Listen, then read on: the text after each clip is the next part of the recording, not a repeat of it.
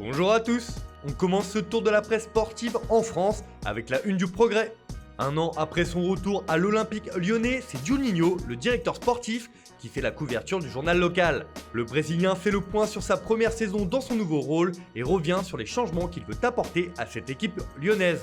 J'essaie de changer les mentalités, clame-t-il dans cet entretien. L'ancien meneur de jeu veut prendre la mesure du rôle qu'il a dans le club rhodanien et veut imposer sa patte. Je me pose la question de ce que je dois apporter de plus. J'ai envie de réussir, pas forcément comme je l'ai fait en tant que joueur, mais je le veux pour ce club qui m'a donné cette opportunité.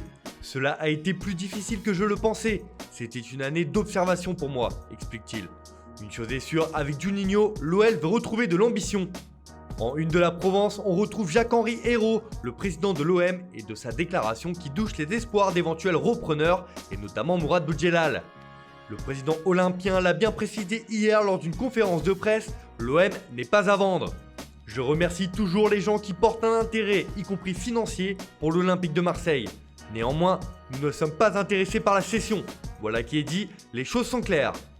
On file en Angleterre où c'est une véritable bombe que lâche le Daily Express ce dimanche matin. En effet, le quotidien anglais rapporte que le FC Barcelone souhaite faire revenir Pep Guardiola.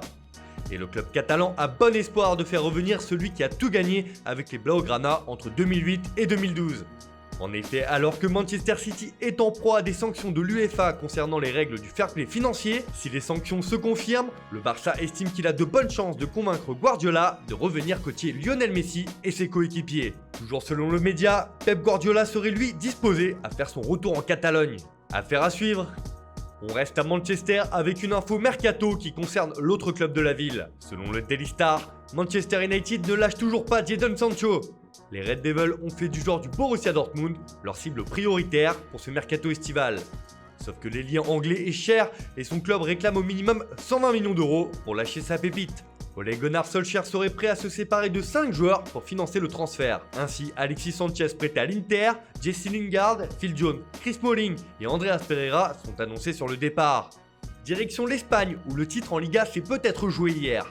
Le FC Barcelone a concédé le match nul face au Celta de Vigo, 2 buts partout. Pour le journal Sport, le Barça est passé de l'illusion au désenchantement.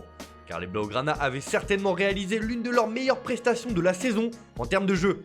Mais le but sur coup franc de Iago Aspas dans les dernières minutes a jeté un froid dans les rangs catalans. Le média Pro Barça met en avant les prestations de Riqui Puig et Ansu Fati qui ont amené de la verticalité et une véritable attractivité dans le jeu. Insuffisant toutefois car le Barça laisse échapper 2 points décisifs dans la course au titre alors que le Real Madrid joue ce soir face à l'Espagnol et aura la possibilité de prendre seul la tête de la Liga.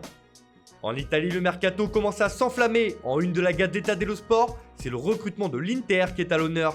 En effet, les Nerazzurri vont taper fort sur le marché des transferts en s'offrant Achraf Hakimi pour 40 millions d'euros en provenance du Real Madrid, qui a convaincu pendant ses 2 saisons en prêt au Borussia Dortmund.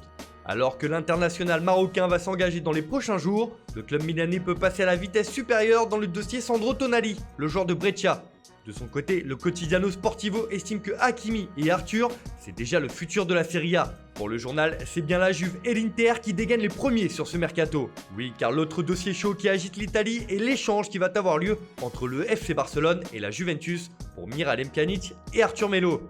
Les 2 joueurs sont attendus à Turin aujourd'hui pour passer leur visite médicale. On termine ce tour de la presse au Portugal où c'est une sacrée information que nous dévoile Record. Le journal annonce que Benfica tente le coup pour Mauricio Pochettino. Alors que le coach actuel Bruno Lage est sur le départ, les Aigles sont entrés en contact avec l'ancien entraîneur de Tottenham. Les dirigeants du club portugais ont bon espoir de convaincre l'Argentin de rejoindre Lisbonne la saison prochaine et ainsi redevenir une équipe incontournable sur la scène européenne. Les négociations sont ouvertes, affaire à suivre. Enfin, pour être complet sur le mercato, sachez que Dimitri Payet a prolongé son contrat jusqu'en 2024 avec l'Olympique de Marseille, tout en baissant son salaire. Et c'est une bonne nouvelle qui nous vient du championnat néerlandais, Arjen Robben réchausse les crampons. En effet, l'ancien joueur du Bayern Munich sort de sa retraite et signe dans son club formateur, le FC Groningen. Voilà, c'est tout pour aujourd'hui, merci de votre fidélité, on se retrouve dès demain pour une nouvelle revue de presse sur Foot Mercato.